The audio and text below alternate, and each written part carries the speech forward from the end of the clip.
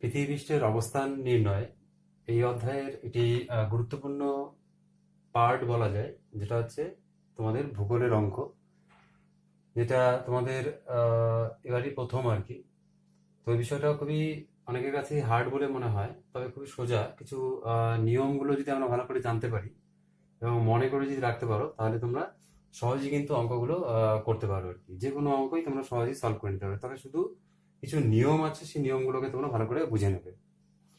তো গাণিতিক নিয়মে যে কোনো স্থানের আমরা দ্রাঘিমা ও স্থানীয় সময় এই দুটোই আর কি আমাদের অঙ্কের ক্ষেত্রে আসে আর কি। হয় দ্রাঘিমা নির্ণয় বা স্থানীয় সময় নির্ণয় করতে বলে।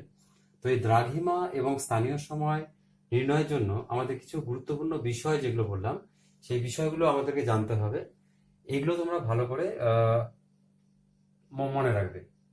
প্রথম যেটা বিষয় আর কি খুবই গুরুত্বপূর্ণ, 1 নম্বর বিষয় হলো সেটা যে অক্ষাংশ এবং দ্রাঘিমা। এই অক্ষাংশ এবং দ্রাঘিমা অঙ্কের ক্ষেত্রে আমরা কিভাবে দেখাই, সেই জিনিসটাকে ভালো করে মনে রাখবে।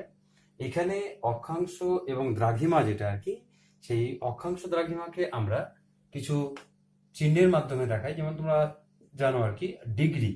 ধরো এই ডিগ্রি যে ওয়ার্ডটা আছে, তো ডিগ্রিটাকে আমরা অঙ্কের নিয়মে সোজা এইরকম ভাবে দেখাবো আর কি, ঠিক আছে?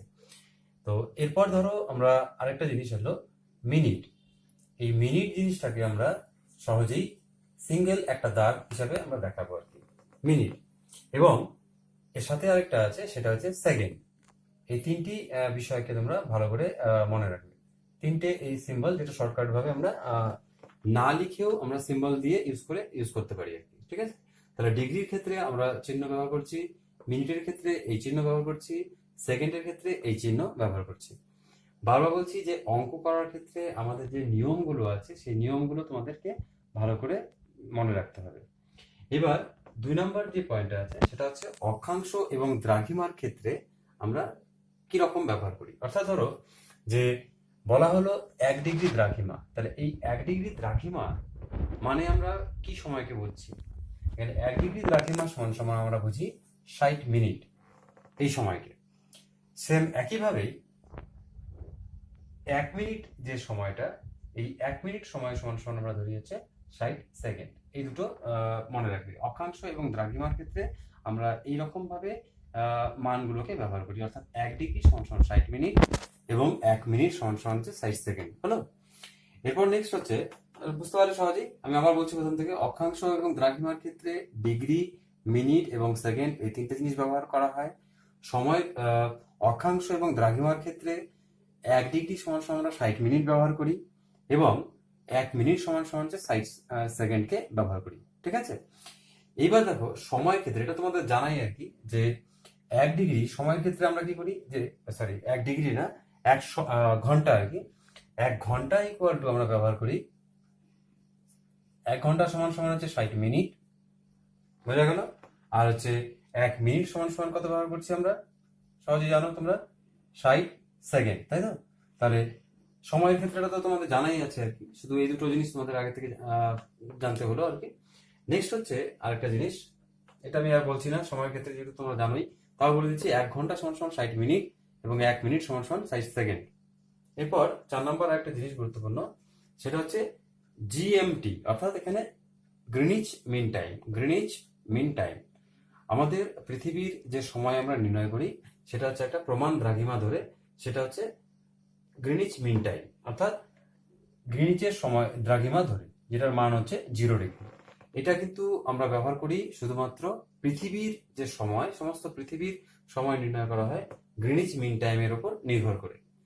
সেম একইভাবে ভারতের যে প্রমাণ সময়, সেটা প্রমাণ করা ধরা হয় আর কি আইএসটি, অর্থাৎ ইন্ডিয়ান স্ট্যান্ডার্ড সময়, ইন্ডিয়ান স্ট্যান্ডার্ড টাইম, অর্থাৎ ভারতীয় প্রমাণ সময়, যেটা হচ্ছে এলাহাবাদের উপর দিয়ে গেছে দ্রাঘিমাটা, সেটা হচ্ছে মান হচ্ছে 82 ডিগ্রি 30 মিনিট। হলো? তাহলে এই কটা জিনিস 4 নম্বর পর্যন্ত তোমরা শুনলে। নেক্সট আমরা আরো বলছি।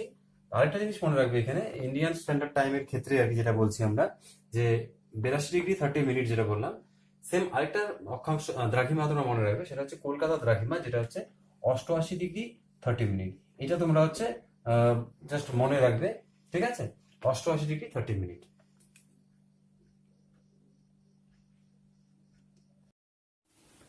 আচ্ছা, তাহলে এরপর আমরা 5 নম্বর পয়েন্টে আসছি। তো তোমরা 5 নম্বর পয়েন্টটা একটু বুঝবে ভালো করে, যে এখানে এই লাইনটা তোমাদের ভালো করে মনে রাখতে হবে যে 1 ডিগ্রি দ্রাঘিমায় সময়ের পার্থক্য হয় 4 মিনিট। এই যে 1 ডিগ্রি দ্রাঘিমায় সময় পার্থক্য হয় 4 মিনিট, এই লাইনটা আমাদের অঙ্কের ক্ষেত্রে লাগবে আর কি। তো এই লাইনটা কি করে আসছে আর কি, অর্থাৎ 1 ডিগ্রি দ্রাঘিমায় সময় পার্থক্য কি করে 4 মিনিটের হচ্ছে, এটা আমরা দেখাচ্ছি একটু।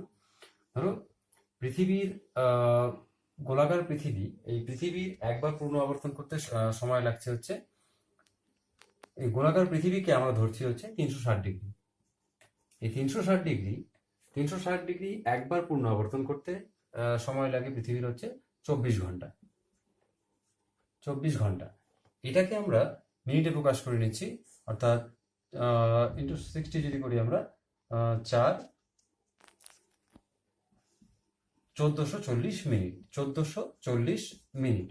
ঠিক আছে, তাহলে আমরা এই যে 1440 মিনিটটা পেলাম আর কি, তার মানে 360 ডিগ্রি পৃথিবীর আবর্তন করতে সময় লাগছে 1440 মিনিট।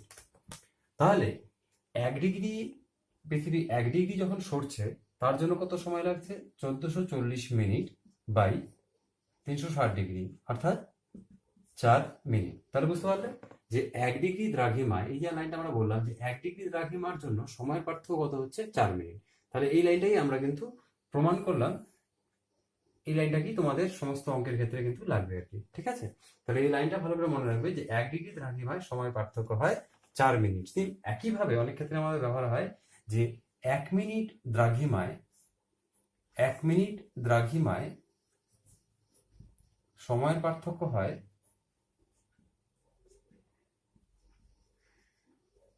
সময়ের পার্থক্য হয় 4 সেকেন্ড। হলো?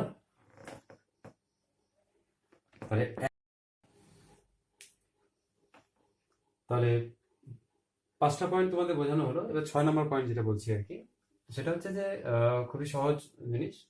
পূর্ব দিকের যে দেশগুলি রয়েছে, সেই দেশগুলির ক্ষেত্রে সময় এগিয়ে থাকে এবং পশ্চিম দিকের দেশগুলির ক্ষেত্রে সময় সর্বদা পিছিয়ে থাকবে। অর্থাৎ দেখো, যে যদি আমরা একটা চিত্রের মাধ্যমে দেখি আর কি, ধরো আমরা এখানে একটা ডায়াগ্রাম দেখাচ্ছি। এখানে আমরা গ্রিনিচ শহরকে দেখালাম, যার এদিকটা আমরা ধরছি পূর্ব দিক আর এদিকটাকে ধরছি আমরা পশ্চিম দিক। হলো? সূর্য পূর্ব দিকে উদিত হচ্ছে, ফলে এখানকার যে এই সমস্ত অঞ্চলের যে এই গোলার্ধের যে দেশগুলো, সেই দেশগুলোর সময় কিন্তু আগেই সকাল হয়ে যাচ্ছে, কিন্তু পশ্চিম গোলার্ধের দেশগুলো কিন্তু এখনো সূর্যের আলো পাচ্ছে না। যার ফলে কি হচ্ছে, এখানকার দেশগুলোতে সকাল আগে হয়ে গেল, এখানে কিন্তু এখনো রাতি হয়ে থেকে যাচ্ছে। যার ফলে কি হচ্ছে, এখানকার দেশগুলো সময় এগিয়ে থাকছে এবং তুলনামূলকভাবে সময় এই অঞ্চলের দেশগুলো পিছিয়ে থাকবে। একইভাবে পূর্বের যে অংশের যে যে জায়গাগুলো আছে, ধরো এখানে একটা জায়গা, এখানে একটা জায়গা আছে, তাহলে দেখা যাবে এখানকার সময় এগিয়ে আছে এর তুলনায়। যার জন্য আমরা দেখি যে জাপানকে উদীয়মান সূর্যের দেশ বলা হয়। জাপান কিন্তু একেবারেই পূর্বের দিকে অবস্থিত হওয়ার জন্য সব থেকে সূর্যের আলো সব থেকে প্রথম ওখানেই পড়ছে আর কি। যাকে তো এখানে অঙ্কের নিয়মে আমরা দেখছি আর কি, যে পূর্ব গোলার্ধের দেশ যদিও হয়, দুটো দেশ ধরো এ এবং বি, এই দুটো দেশ দুটোই পূর্ব দিকে গোলার্ধে অবস্থিত, কিন্তু এর তুলনায় কিন্তু এ পশ্চিম দিকে অবস্থিত। যার ফলে কি হবে, এ এগিয়ে থাকবে, এ পিছিয়ে থাকবে।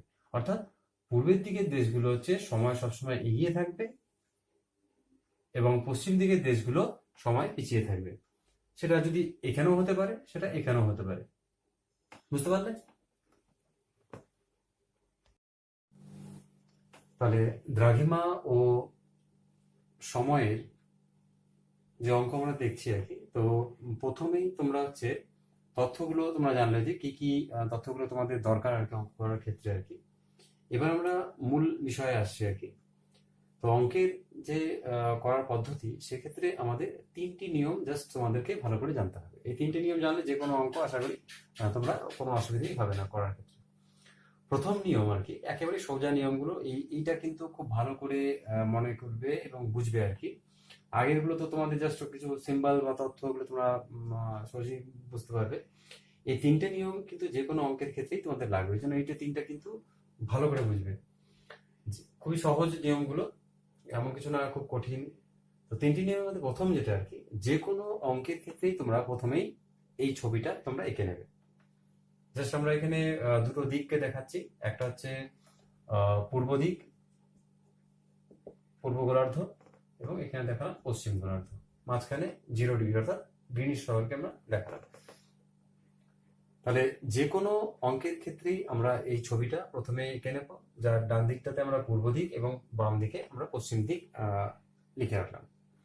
এবার এই যে এই অংশটা এবং এই অংশটা, এটা হচ্ছে 180 ডিগ্রিকে বোঝাচ্ছে, অর্থাৎ পৃথিবীকে যদি আমরা গোলাকার হিসেবে দেখি এরকম ভাবে, তাহলে এটা হচ্ছে 0 ডিগ্রি, ঠিক এটা হচ্ছে 180 ডিগ্রি, ঠিক বিপরীত দিকটা হচ্ছে 180 ডিগ্রি।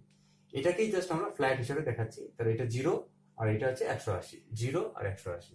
এইটা যখনই আমরা চেঞ্জ করে ওদিকে চলে যাচ্ছি, অর্থাৎ গোলার্ধ কিন্তু পূর্ব গোলার্ধ থেকে আমরা পশ্চিম গোলার্ধের দিকে চলে যাচ্ছি, তখন কিন্তু এইদিকে যখন চলে যাচ্ছি আমরা, আগে তথ্য তোমরা পেয়েছো আর কি, যে এদিক থেকে আন্তর্জাতিক তারিখ রেখা যখনই আমরা পার করে ওদিকে চলে যাচ্ছি, যদি পূর্ব থেকে পশ্চিম গোলার্ধে যাই তাহলে তারিখ কিন্তু কমে যাবে, পূর্ব দিকে সময় এগিয়ে আছে। অর্থাৎ এখান থেকে কিন্তু যখন আমরা পশ্চিম গোলার্ধে চলে যাচ্ছি, 180 ডিগ্রি যে আন্তর্জাতিক তারিখ রেখা, সেটাকে পার করে যখন ওইদিকে চলে যাচ্ছে অন্য গোলার্ধে, তখন কিন্তু যে তারিখ যেটা সেটা কিন্তু চেঞ্জ হয়ে যাবে। অর্থাৎ এখানে যদি 1 তারিখ এখানে যদি ধরো 28 তারিখ থাকে, তাহলে এখানে 27 তারিখ হয়ে যাবে, ঠিক আছে। সেটা এদিকেও হতে পারে যখন আমরা এদিকটা যেহেতু পিছিয়ে আছে পশ্চিম গোলার্ধ, ঠিক আছে। তাহলে যাকে প্রথম নিয়ম হচ্ছে আমাদের যে কোনো অঙ্কের ক্ষেত্রে আমাদের এই ছবিটা আমরা অঙ্কন করে নেব। নেক্সট 2 নম্বর, ধরো আমরা 2 নম্বর নিয়মের ক্ষেত্রে বলছি যে এটার ক্ষেত্রে একটা অঙ্ক তুলে দিয়েছি আমি, এটা বোঝানোর জন্য আর কি। তাহলে অঙ্কটা যখন তোমাদের দেওয়া থাকলো, এবারে তোমরা প্রথমেই বললাম আমি যে ছবিটা এঁকে নেবে, ধরো ছবিটা আমি এঁকে নিলাম। এবার 2 নম্বর নিয়মে আমরা কি বলতে যাচ্ছি, যে আমাদেরকে দেখতে হবে যে এইখানে অঙ্কের মধ্যে কোন কোন জায়গার, অর্থাৎ কোন কোন গোলার্ধের কথা বলা হয়েছে। ধরো এখানে যেমন বলা হয়েছে দিল্লি, অর্থাৎ 77 ডিগ্রি পূর্ব, তাহলে আমরা এদিকটাতে পূর্ব তো লিখেছিলাম, পূর্ব লিখলাম, 77 ডিগ্রি পূর্ব, অর্থাৎ 0 ডিগ্রি এখানে আমি যে কোনো জায়গায় একটা মার্ক দিয়ে লিখলাম হচ্ছে 77 ডিগ্রি পূর্ব। এখানকার কোন জায়গাটা? দিল্লি, হলো পূর্ব দিকে রয়েছে, যার স্থানীয় সময় কত বলছে? 6টা, সন্ধ্যা 6টা, তাহলে 6 PM আমি লিখলাম এখানে। এবার নেক্সট কি বললো, তখন নিউ ইয়র্ক, অর্থাৎ 74 ডিগ্রি পশ্চিম, তাহলে পশ্চিম দিকটা আমাদের এদিকে আমরা ধরেছি, তাহলে এখানে আমি যে কোনো জায়গায় পয়েন্ট করলাম 74 ডিগ্রি পশ্চিম হলো। তাহলে এখানকার কি বলছে? স্থানীয় সময় বের করতে হবে, এখানে আমি কোশ্চেন মার্ক দিয়ে দিলাম, ঠিক আছে। তাহলে দ্বিতীয় নিয়মটা হলো, প্রথম নিয়ম হচ্ছে যে কোনো ছবি আমরা, যে কোনো অঙ্কের ক্ষেত্রে আমরা কি হলো ছবিটা আমরা অঙ্কন করব। দ্বিতীয় নিয়ম হচ্ছে এটা, অর্থাৎ ছবিটার মধ্যে আমরা কোশ্চেন অনুসারে যে দ্রাঘিমাগুলো কোন দিকে আছে সেটাকে আমরা পয়েন্ট আউট করব। এইবার এখানে যখন আমরা পয়েন্ট করে ফেললাম, ঠিক আছে, যখন দেখা যাচ্ছে, ভালো করে শুনবে এই নিয়মটা, যে দুটো দ্রাঘিমা রেখা যদি গ্রিনিচ শহরের 2 দিকে অবস্থান করে, তাহলে যেটা বললাম যে গ্রিনিচ শহরের 2 দিকে যেহেতু দ্রাঘিমা দুটি অবস্থান করে আছে, সুতরাং নিয়ম 2 হলো, দুটি দ্রাঘিমা রেখা গ্রিনিচ শহরের 2 দিকে অবস্থান করেছে, তাই কি হবে? মান দুটোকে আমরা কি করব? যোগ করব। তাহলে আমরা এখানে 77 ডিগ্রি প্লাস 74 ডিগ্রি, এই দুটোর মানকে আমরা যোগ করে নেব, অর্থাৎ 151 ডিগ্রি হলো, ঠিক আছে। তাহলে 2 নম্বর প্রথম নিয়ম হচ্ছে যে এই ছবিটা আমরা অঙ্কন করব। 2 নম্বর নিয়ম হচ্ছে কোশ্চেনটা আমরা দেখব, দেখে নিয়ে এই মানগুলোকে আমরা বসালাম, দ্রাঘিমা রেখার মানগুলো বসালাম। তাহলে নিয়ম নম্বর 2 কি, যে যদি গ্রিনিচ শহরের 2 দিকে দুটো দ্রাঘিমা রেখা অবস্থান করে, তাহলে আমরা কি করব? মান দুটোকে আমরা যোগ করে নেব, ঠিক আছে। এবার 3 নম্বর পয়েন্ট আমি যাচ্ছি আর কি। তাহলে আমরা লাস্ট যে নিয়মটা অঙ্কের ক্ষেত্রে সেটা বলছি, যে এখানেও কিন্তু আমরা ওই আগের মতোই বলছি, যে প্রথম নিয়ম হচ্ছে ছিল আমাদের ছবি অঙ্কন করতে হবে যে কোনো অঙ্কের ক্ষেত্রে। ছবি আঁকার পরে আমরা কি করেছি, যে দ্বিতীয়টাতে দেখেছিলাম যে দ্রাঘিমা রেখাগুলো 2 দিকে অবস্থান করেছিল, সেটা অনুযায়ী করলাম আমরা। এবার তৃতীয় ক্ষেত্রে আমরা যেমন দেখছি, যে নিয়মের ক্ষেত্রে আর কি, এখানে দেখা যাচ্ছে, দেখো তোমরা, যে দুটো দ্রাঘিমা রেখাই কিন্তু একই দিকে, অর্থাৎ দিল্লিও পূর্ব এবং টোকিও যে দ্রাঘিমাটা অঙ্কে দেওয়া আছে সেটাও হচ্ছে পূর্ব দিকে। অর্থাৎ এবার আমরা বসাচ্ছি, দেখো এই অনুযায়ী, যে গ্রিনিচ শহরের থেকে পূর্ব দিকে গেছে দিল্লি পূর্ব 77 ডিগ্রি, যেহেতু সংখ্যাটা কম, 0 ডিগ্রিতে প্রথম এই সংখ্যাটাই আসছে, 77 ডিগ্রি পূর্ব, যার সময় দেওয়া আছে সন্ধ্যা 6টা, 6 PM লিখলাম। এরপর হচ্ছে টোকিও হচ্ছে 140 ডিগ্রি, তাহলে 77 ডিগ্রির পরে আসছে 140, তাহলে আমরা এখানে 140 লিখলাম, ঠিক আছে। তাহলে এখানকার স্থানীয় সময় আমাদেরকে বের করতে হবে। তাহলে নিয়ম অনুযায়ী আমরা বলছি যে দুটি দ্রাঘিমা রেখা গ্রিনিচ শহরের যদি একই দিকে থাকে, একই দিকে অবস্থান করে, দুটোই একই দিকে অবস্থান করছে, সেক্ষেত্রে দেখা যাবে যে বড় সংখ্যাটি থেকে ছোট সংখ্যাটিকে বিয়োগ করতে হবে, অর্থাৎ সর্বদা বড় মানটি থেকে ছোট সংখ্যাটিকে আমাদের বিয়োগ করতে হবে।